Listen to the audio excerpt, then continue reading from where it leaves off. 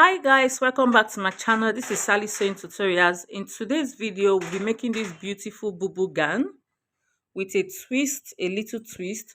So the twist in this boo gown is that it has an invisible zipper at the shoulder line. This will enable breastfeeding mothers to be able to wear this gown and breastfeed comfortably when they're outside. They don't have to raise their gown up. So guys, if you are seeing my video for the first time and you're not yet subscribed to my channel, please do it to subscribe to my channel and turn on your post notification to get notified whenever I post new sewing tutorials. So let's dive into the cutting and sewing of this boo dress. So guys, this is the fabric that I'll be using. I'm using the total length of this fabric, and the total length is 60 inches.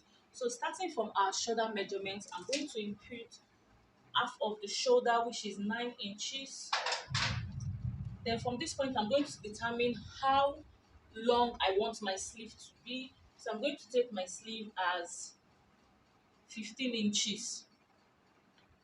So this 15 inches, the actual sleeve that I wanted is 13 inches, but I added extra 2 for folding allowance. So I'll be folding with 1 inch on the sleeve area, hence the 15 inches. From the tip of the fabric, I'm going to come down by 2 inches.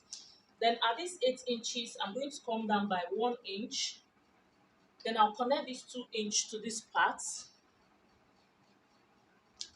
Then for my neck opening, I'm going to come down. My neck width, I'm going to take 3 inches.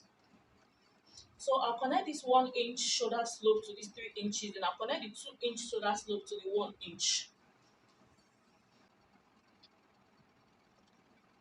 So I've gone ahead to connect it together. So from this 2 inch slope I came down with, I'm going to measure what my sleeve is going to be. So my sleeve opening is going to be 14 inches. So I came down by 14 inches. So I'll measure what I have here.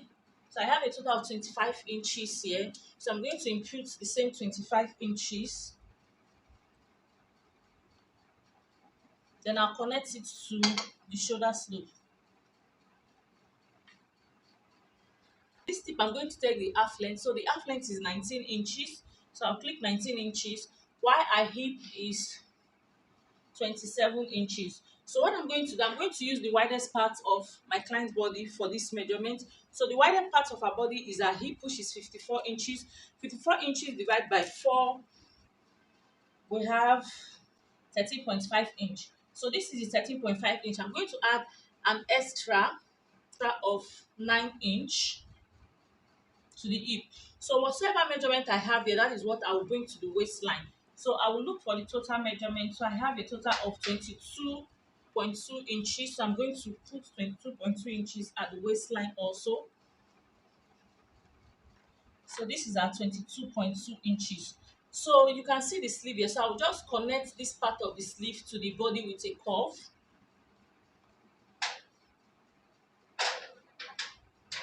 So this is what I do. So I'm just going to take it downwards. The same 22.5 inches, I'm going to take it downward.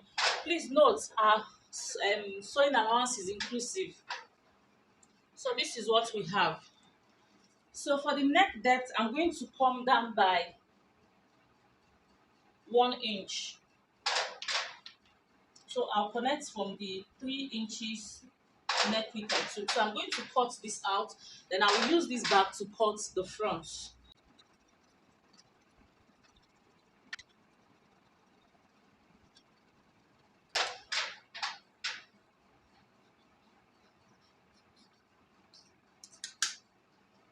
For the front, I've gone ahead to fold the front. So you can see the space I left a total of 6 inches.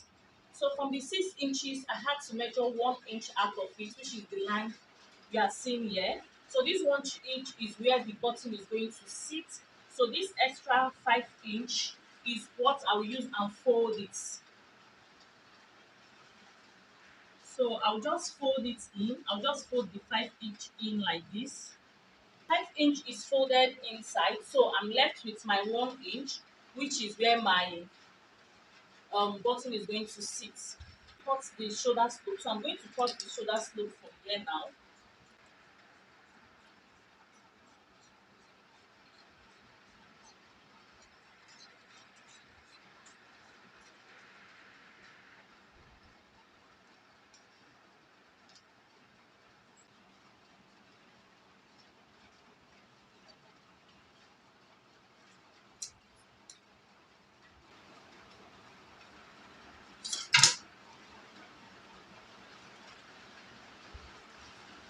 So what I did was that I just cut the front the same 1 inch um, neck opening with the same thing at the back. So the folded 5 inches, I cut it the same thing.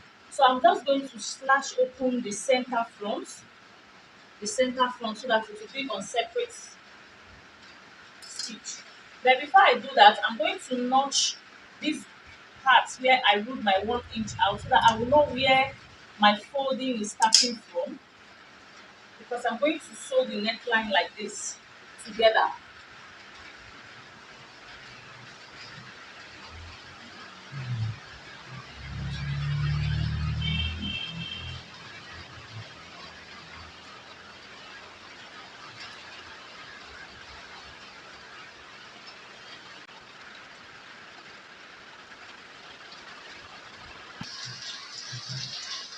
So guys, I have all my piece for this bubu. So this is the back, while this is the front. So this is the line I left. 1 inch is going to be for the where the button is going to sit. So from this part that I notched, I'm going to turn it this way.